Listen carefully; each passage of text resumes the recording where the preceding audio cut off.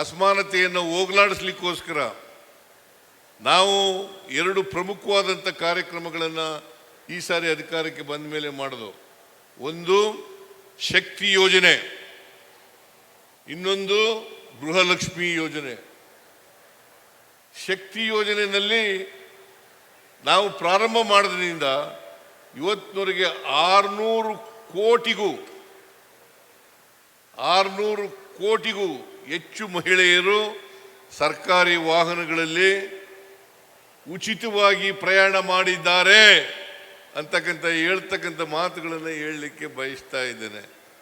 1,26,00,000 ಕುಟುಂಬದ ಯಜಮಾನಿಯರಿಗೆ 1,26,00,000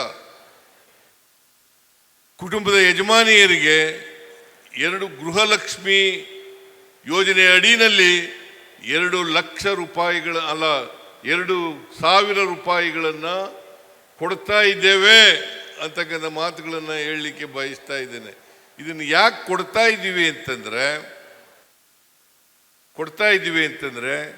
ಹೆಣ್ಮಕ್ಳು ಕೂಡ ಸಾಮಾಜಿಕವಾಗಿ, ಆರ್ಥಿಕವಾಗಿ, ಶೈಕ್ಷಣಿಕವಾಗಿ, ರಾಜಕೀಯವಾಗಿ ಸಬಲರಾಗಬೇಕು ಅಂತಕ್ಕಂಥ ಕಾರಣಕ್ಕೋಸ್ಕರ ಕೊಡ್ತಾ ಇದ್ದೀವಿ.